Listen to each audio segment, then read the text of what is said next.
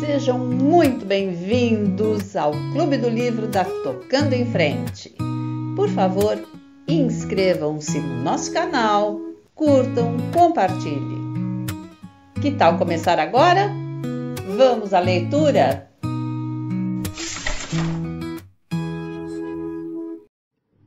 Capítulo 3 – Cadeia. Fabiano tinha ido à feira da cidade comprar mantimentos. Precisava sal, farinha, feijão e rapaduras.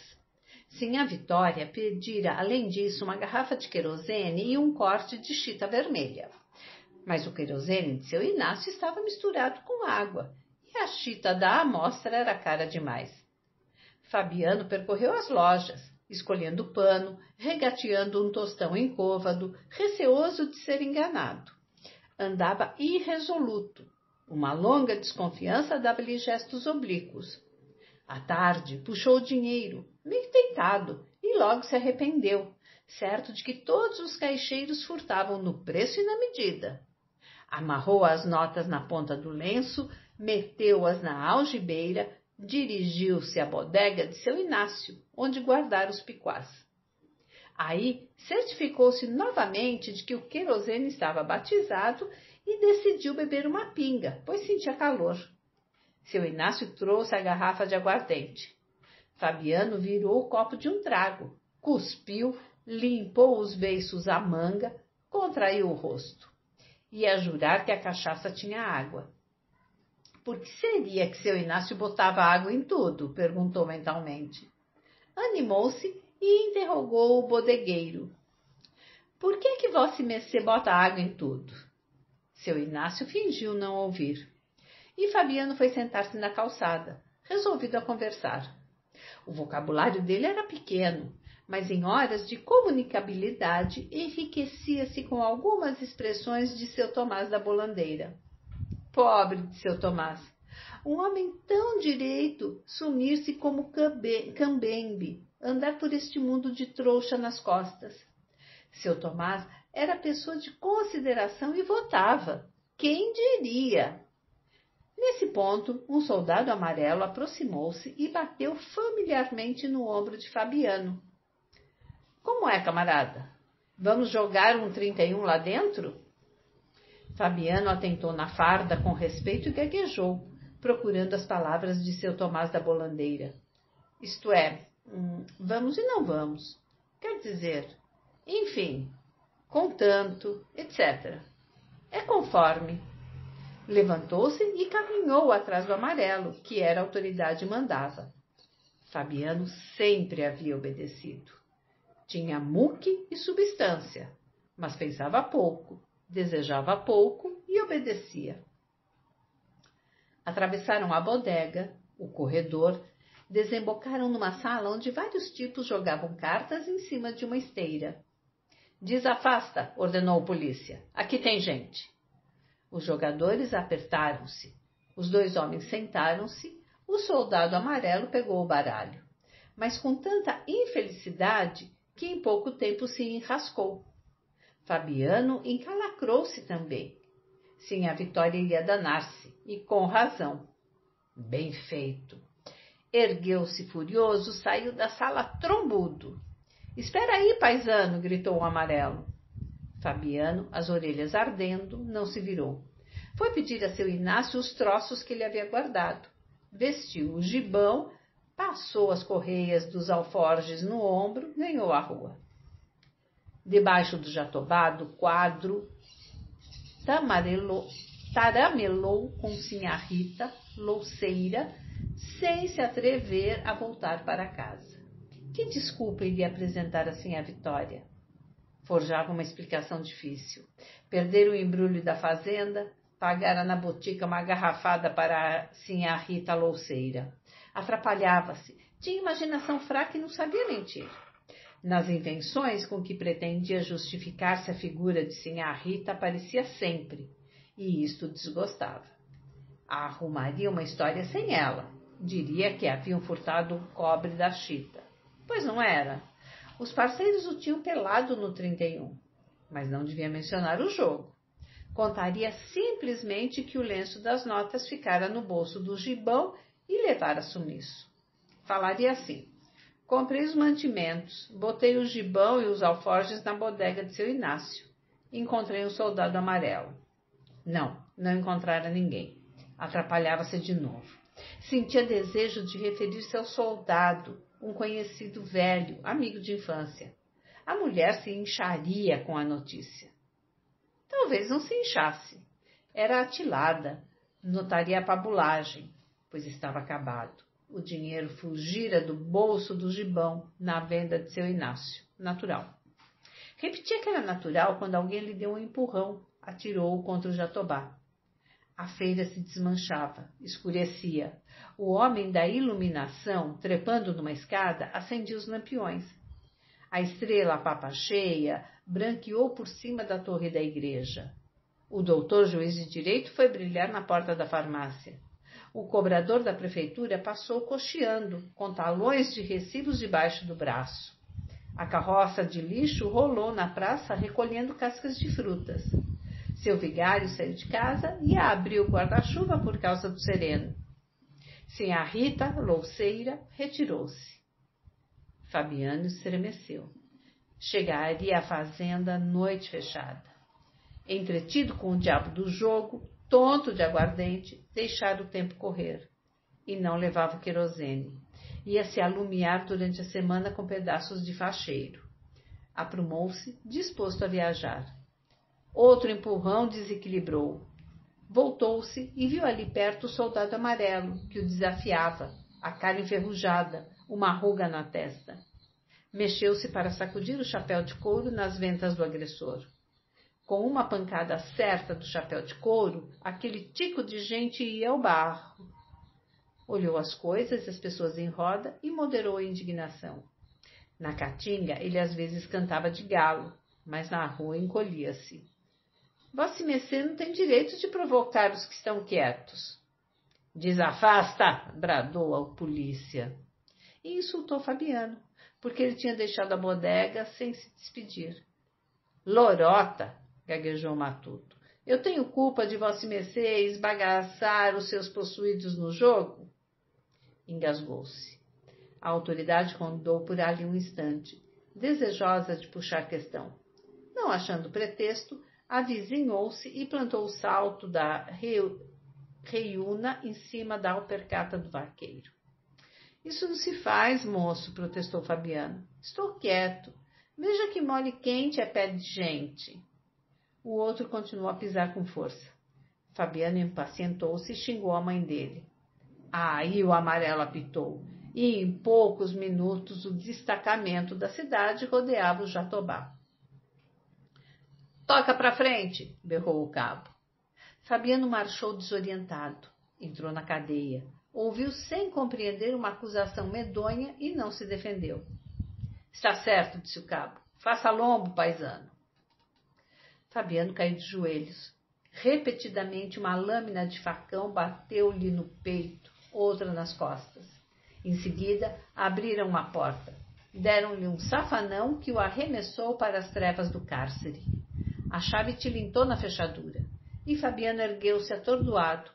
Cambaleou, sentou-se num canto rosnando. Por que tinham feito aquilo? Era o que não podia saber. Pessoa de bons costumes, sim senhor, nunca fora preso. De repente, um fuzuê sem motivo. Achava-se tão perturbado que nem acreditava naquela desgraça. Tinham-lhe caído todos em cima, de supetão, como uns condenados. Assim um homem não podia resistir. Bem, passou as mãos nas costas e no peito, sentiu-se moído, os olhos azulados brilharam como olhos de gato. Tinham-no realmente surrado e prendido. Mas era um caso tão esquisito que instantes depois balançava a cabeça, duvidando, apesar das machucaduras. Ora, o soldado amarelo. Sim, havia um amarelo, criatura desgraçada que ele, Fabiano, desmancharia com um tabefe.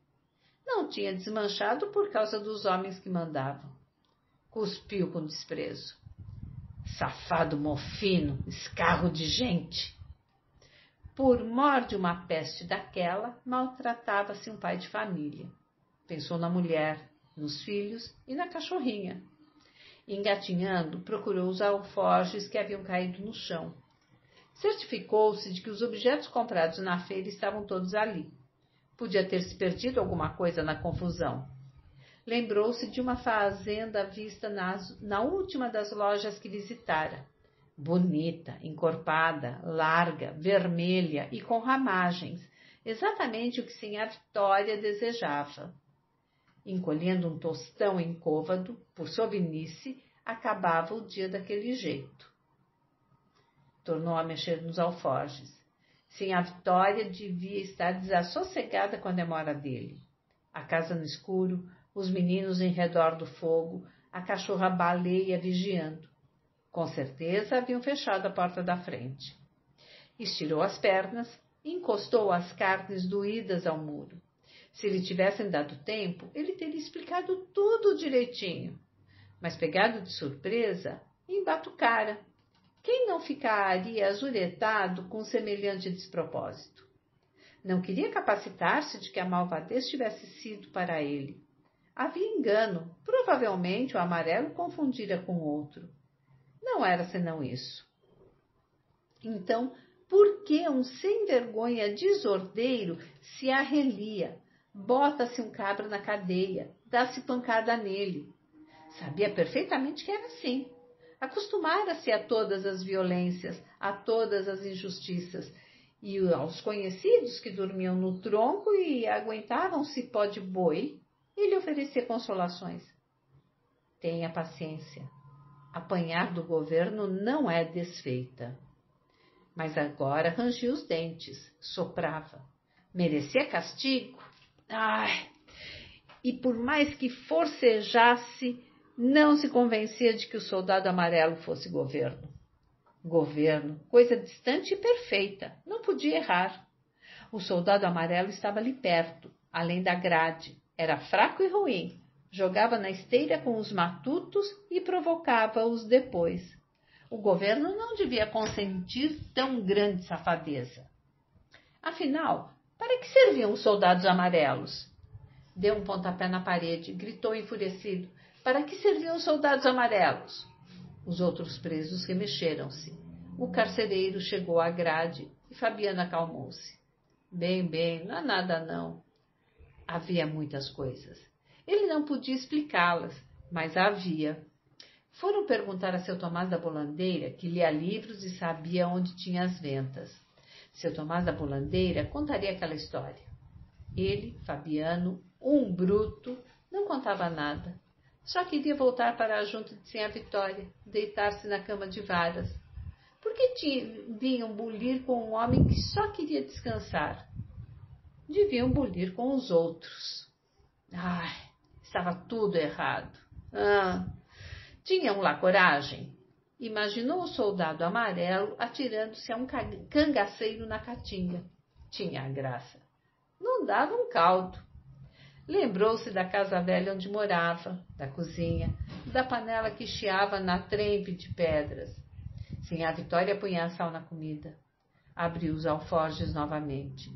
A trouxa de sal não se tinha perdido. Bem, Sinhá Vitória provava o caldo na quenga de coco, e Fabiano se aperreava por causa dela, dos filhos e da cachorra-baleia, que era como uma pessoa da família, sabida como gente. Naquela viagem arrastada, em tempo de seca braba, quando estavam todos morrendo de fome, a cadelinha tinha trazido para eles um preá. Ia envelhecendo, coitada. Sinhá Vitória, inquieta, com certeza fora muitas vezes escutar na porta da frente. O galo batia as asas, os bichos bodejavam no chiqueiro, os chocalhos das vacas tiniam. Se não fosse isso, em que estava pensando? Meteu os olhos pela grade da rua. Que pretume! O lampião da esquina se apagara. Provavelmente o homem da escada só botara nele meio quarteirão de querosene. Pobre de Sinhá Vitória, cheia de cuidados na escuridão. Os meninos sentados perto do lume, a panela chiando na trempe de pedras. baleia atenta, o candeeiro de folha pendurado na ponta de uma vara que saía da parede. Estava tão cansado, tão machucado, que ia quase adormecendo no meio daquela desgraça. Havia ali um bêbado tresvariando em voz alta e alguns homens agachados em redor de um fogo que enchia o cárcere de fumaça. Discutiam e queixavam-se da lenha molhada. Fabiano cochilava. A cabeça pesada inclinava-se para o peito e levantava-se. Devia ter comprado querosene de seu Inácio. A mulher e os meninos aguentando fumaça nos olhos. Acordou sobressaltado, pois não estava misturando as pessoas, desatinando. Talvez fosse efeito da cachaça. Não era. Tinha bebido um copo. Tanto assim, 4 dedos. Se lhe dessem tempo, contaria o que se passara. Ouviu o falatório desconexo do bêbado. Caiu numa indecisão dolorosa. Ele também dizia palavras sem sentido. Conversava à toa. Mas irou-se com a comparação. Deu marradas na parede. Era bruto, sim, senhor. Nunca havia aprendido. Não sabia explicar-se. Estava preso por isso. Como era? Então mete-se um homem na cadeia porque ele não sabe falar direito? Que mal fazia a brutalidade dele?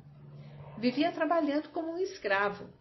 Desentupia o bebedouro, consertava cercas, curava os animais, aproveitara um casco de fazenda sem valor. Tudo em ordem, podiam ver. Tinha culpa de ser bruto? Quem tinha culpa? Se não fosse aquilo, nem sabia. O fio da ideia cresceu, engrossou e partiu-se. Difícil pensar. Vivia tão agarrado aos bichos. Nunca vira uma escola. Por isso não conseguia defender-se, botar as coisas nos seus lugares.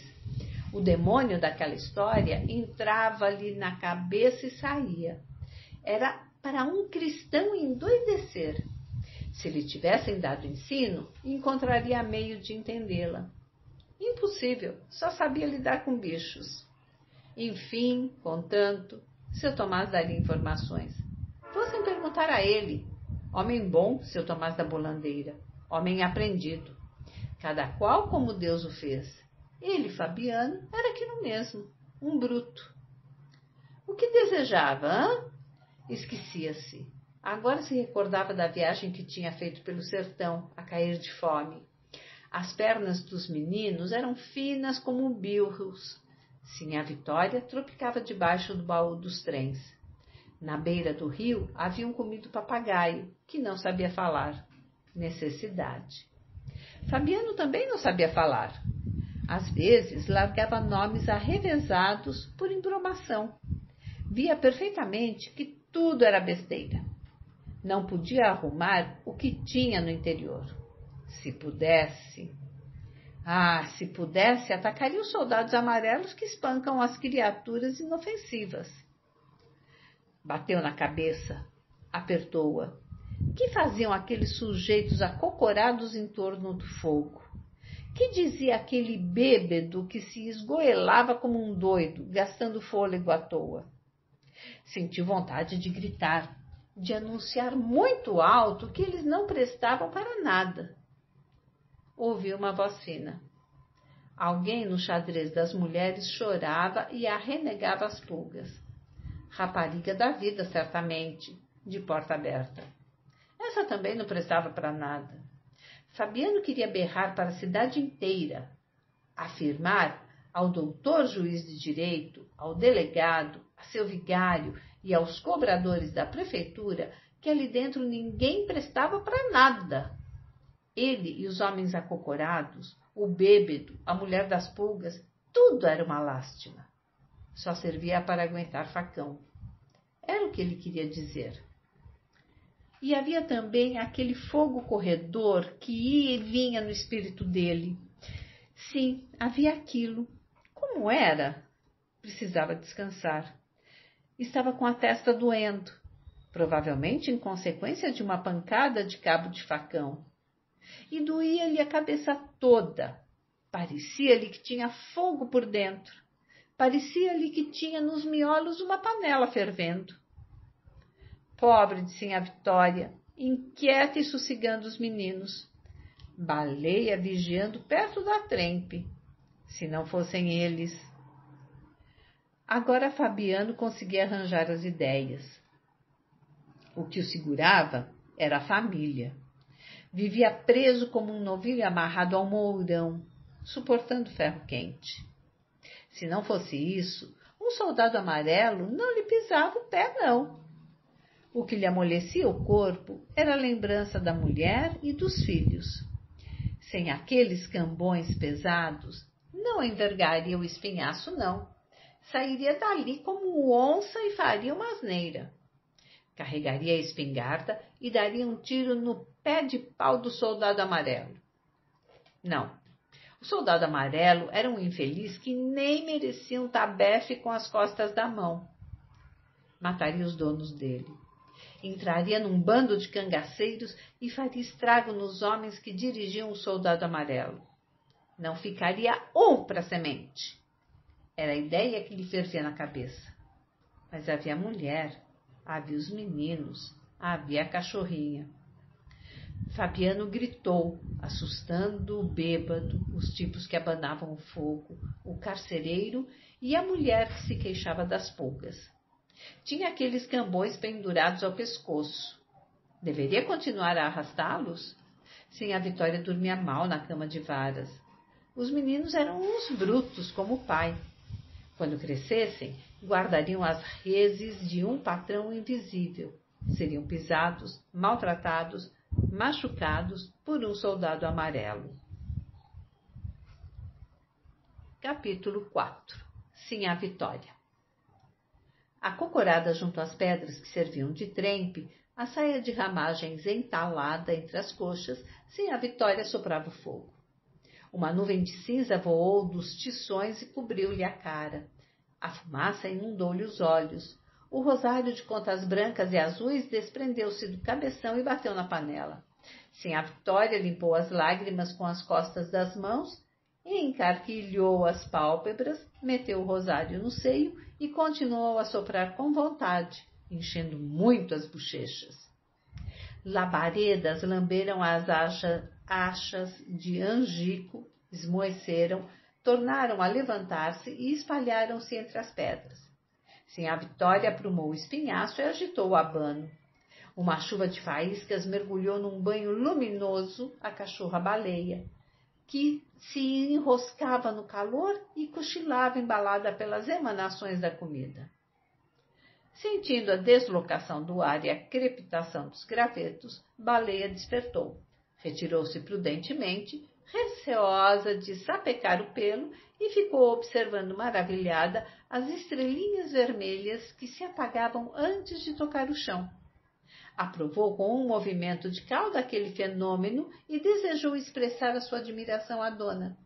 Chegou-se a ela em saltos curtos, ofegando, ergueu-se nas pernas traseiras, imitando gente. Mas sim, a Vitória não queria saber de elogios. Arreda! Deu um pontapé na cachorra, que se afastou humilhada e com sentimentos revolucionários. Sim, a Vitória tinha amanhecido nos seus azeites. Fora de propósito, dissera ao marido umas inconveniências a respeito da cama de varas. Fabiano, que não esperava semelhante desatino, apenas grunhira. Aham. E amunhecara, porque realmente mulher é bicho difícil de entender. Deitara-se na rede e pegara no sono.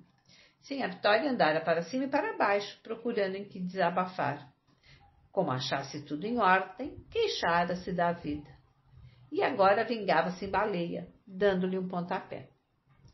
Avizinhou-se da janela baixa da cozinha. Viu os meninos entretidos no barreiro, sujos de lama, fabricando bois de barro que secavam ao sol, sob o pé de turco, e não encontrou motivo para repreendê-los. Pensou de novo na cama de varas e mentalmente xingou Fabiano. Dormiam naquilo, tinham se acostumado, mas seria mais agradável dormirem numa cama de lastro de couro, como outras pessoas. Fazia mais de um ano que falava nisso ao marido. Fabiano, a princípio, concordara com ela, mastigara cálculos, tudo errado. Tanto para o couro, tanto para a armação. Bem, poderiam adquirir o móvel necessário economizando na roupa e no querosene.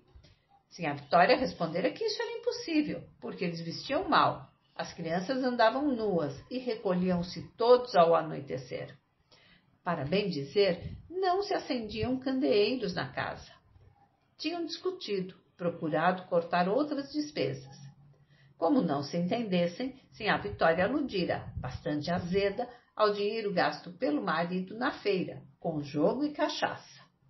Ressentido, Fabiano condenara os sapatos de verniz que ela usava nas festas, caros e inúteis. Calçada naquilo, trôpega, mexia-se como um papagaio. Era ridícula. Sinha Vitória ofendera-se gravemente com a comparação. E se não fosse o respeito que Fabiano lhe inspirava, teria despropositado. Efetivamente, os sapatos apertavam-lhe os dedos, faziam-lhe cagos. Equilibrava-se mal, tropeçava, manquejava, trepada nos saltos de meio palmo. Devia ser ridícula, mas a opinião de Fabiano entristecera-a muito. Desfeitas essas nuvens, curtidos os dissabores, a cama de novo lhe aparecera no horizonte acanhado. Agora pensava nela de mau humor. Julgava-a inatingível e misturava as obrigações da casa. Foi à sala, passou por baixo do punho da rede onde Fabiano roncava, tirou do caritó o cachimbo e uma pele de fumo, saiu para o copiar. O chocalho da vaca laranja tilintou para os lados do rio. Fabiano era capaz de se ter esquecido de curar a vaca laranja. Quis acordá-lo e perguntar, mas distraiu-se olhando os xique-xiques e os mandacarus que avultavam na campina. Um mormaço levantava-se da terra queimada. Estremeceu, lembrando-se da seca. O rosto moreno desbotou, os olhos pretos arregalaram-se. Diligenciou afastar a recordação, temendo que ela virasse realidade. Rezou baixinho uma Ave-Maria, já tranquila, a atenção desviada para um buraco que havia na cerca do chiqueiro das cabras. Esfarelou a pele de fumo entre as palmas das mãos grossas e encheu o cachimbo de barro, foi consertar a cerca. Voltou, circulou a casa atravessando o cercadinho do oitão, entrou na cozinha. É capaz de Fabiano ter se esquecido da vaca laranja. Agachou-se, atiçou o fogo, apanhou uma brasa com a colher, acendeu o cachimbo, pôs-se a chupar o canudo de taquari cheio de sarro. Jogou longe uma cusparada que passou por cima da janela e foi cair no terreiro. Preparou-se para cuspir novamente. Por uma extravagante associação, relacionou este ato com a lembrança da cama. Se o cuspo alcançasse o terreiro, a cama seria comprada antes do fim do ano. Encheu a boca de saliva, inclinou-se e não conseguiu o que esperava. Fez várias tentativas, inutilmente. O resultado foi secar a garganta. Ergueu-se desapontada. Besteira, aquilo não valia. Aproximou-se do canto onde o pote se erguia numa forquilha de 3 pontas. Bebeu um caneco d'água. Água salobra. Ixi! Isso lhe sugeriu 2 imagens quase simultâneas, que se confundiram e neutralizaram. Panelas e bebedouros. Encostou o furabolos à testa, indecisa. Em que estava pensando? Olhou o chão, concentrada, procurando recordar-se. Viu os pés chatos, largos, os dedos separados. De repente, as 2 ideias voltaram. O bebedouro secava. A panela não tinha sido temperada. Foi levantar o testo, recebeu na cara vermelha uma baforada de vapor. Não é que ia deixando a comida esturrar? Pôs água nela e remexeu-a com a quenga preta de coco. Em seguida provou o caldo. Insosso, nem parecia boia de cristão. Chegou-se ao giral, onde se guardavam cumbucos e mantas de carne, abriu a mochila de sal, tirou um punhado, jogou-o na panela. Agora pensava no bebedouro, onde havia um líquido escuro que bicho enjeitava. Só tinha medo da seca. Olhou de novo os pés espalmados. Efetivamente, não se acostumava a calçar sapatos, mas o remoque de Fabiano molestara. Pés de papagaio, isso mesmo, sem dúvida. Matuto anda assim. Para que fazer vergonha a gente? Arreliava-se com a comparação. Pobre do papagaio. Viajara com ela, na gaiola que balançava em cima do baú de folha. Gaguejava. Meu louro. Era o que sabia dizer. Fora isso, aboiava remendando Fabiano e latia como baleia. Coitado. Sim, a Vitória nem queria lembrar-se daquilo. Esquecer a vida antiga. Era como se tivesse nascido depois que chegara à fazenda. A referência aos sapatos abrira-lhe uma ferida. E a viagem reaparecera. As alpercatas dela tinham sido gastas nas pedras. Cansada, meio morta de fome, carregava o filho mais novo, o baú e a gaiola do papagaio. Fabiano era ruim. Mal agradecido. Olhou os pés novamente. Pobre do louro. Na beira do rio, matara-o por necessidade para sustento da família. Naquele momento ele estava zangado, fitava na cachorrinha as pupilas sérias e caminhava aos tombos, como os matutos em dia de festa. Para que Fabiano fora despertar-lhe aquela recordação? Chegou à porta, olhou as folhas amarelas das catingueiras, suspirou. Deus não havia de permitir outra desgraça. Agitou a cabeça e procurou ocupações para entreter-se. Tomou a cuia grande, encaminhou-se ao barreiro, encheu de água o caco das galinhas e endireitou o puleiro. Em seguida, foi ao quintalzinho regar os craveiros e as panelas de ilosna. E botou os filhos para dentro de casa, que tinham barro até nas meninas dos olhos. Repreendeu-os. Safadinhos, porcos, sujos como... Deteve-se. Ia dizer que eles estavam sujos como papagaios. Os pequenos fugiram. Foram enrolar-se na esteira da sala, por baixo do caritó. Sim, a Vitória voltou para junto da trempe. Reacendeu o cachimbo. A panela chiava. Um vento morno e empoeirado sacudia as teias de aranha e as cortinas de pucumã do teto. Baleia, sob o giral, coçava-se com os dentes e pegava moscas. Ouviam-se distintamente os roncos de Fabiano, compassados, e o ritmo deles influiu nas ideias de Sinhá Vitória. Fabiano roncava com segurança. Provavelmente não havia perigo. A seca devia estar longe. Outra vez, Sinhá Vitória pôs-se a sonhar com a cama de lastro de couro. Mas o sonho se ligava à recordação do papagaio, e foi-lhe preciso um grande esforço para isolar o objeto do seu desejo. Tudo ali era estável, seguro. O sono de Fabiano, o fogo que estalava, o toque dos chocalhos, até o zumbido das moscas davam-lhe sensação de firmeza e repouso. Tinha de passar a vida inteira dormindo em varas. Bem no meio do catre havia um nó, um calombo grosso na madeira. E ela se encolhia num canto, o marido no outro. Não podiam estirar-se no centro. A princípio, não se incomodara. Bamba, moída de trabalhos, deitar-se-ia em pregos. Viera, porém, um começo de prosperidade. Comiam, engordavam, não possuíam nada. Se retirassem, levariam a roupa, a espingarda, o baú de folha e troços miúdos. Mas iam vivendo, na graça de Deus. O patrão confiava neles, e eram quase felizes. Só faltava uma cama. Era o que aperreava Sinhá Vitória. Como já não se extasiava em serviços pesados, gastava um pedaço da noite parafusando. E o costume de encafuar-se ao escurecer não estava certo, que ninguém é galinha.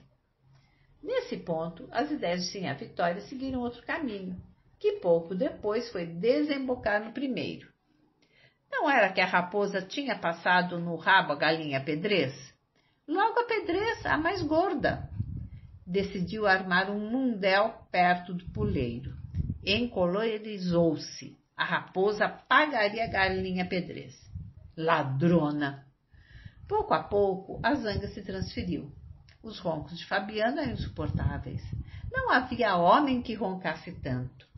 Era bom levantar-se e procurar uma vara para substituir aquele pau amaldiçoado que não deixava uma pessoa virar-se.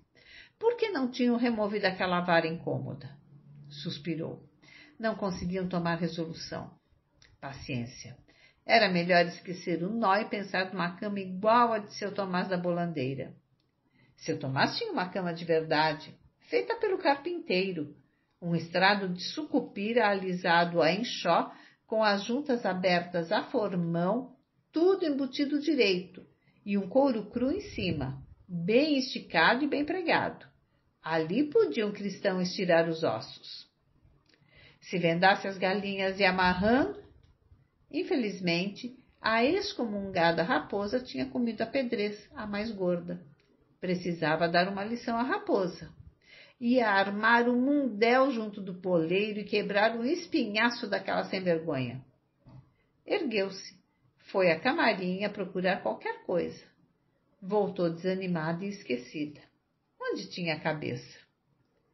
Sentou-se na janela baixa da cozinha, desgostosa. Venderia as galinhas e a marrã. Deixaria de comprar querosene. Inútil consultar Fabiano, que sempre se entusiasmava, arrumava projetos. Esfriava logo, e ela franzia a testa, espantada, certa de que o marido se satisfazia com a ideia de possuir uma cama. Sem a Vitória desejava uma cama real, de couro esculpira, igual a de seu Tomás da Bolandeira. Vocabulário referente aos capítulos 3 e 4.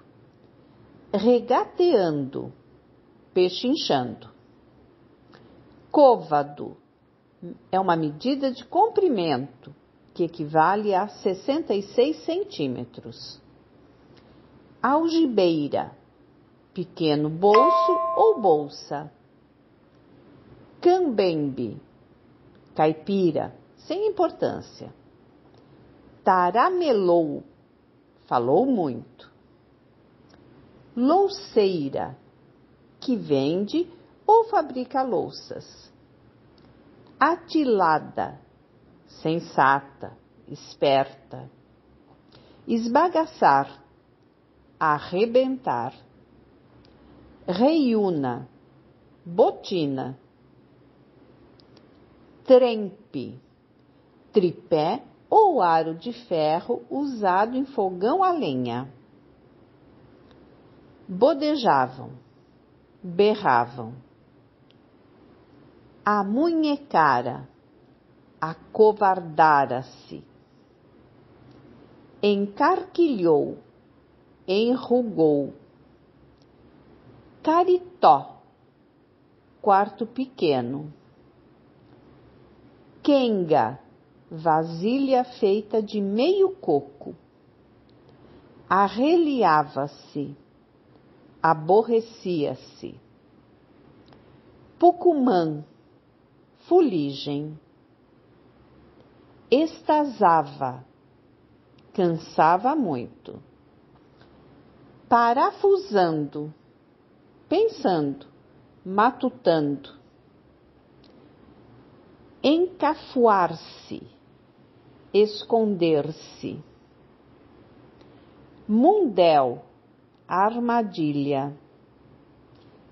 Enxó, ferramenta para desbastar madeira. Camarinha, quarto. Gibão, espécie de casaco de couro. Giral, armação de madeira. Picuás, trastes, cacarecos.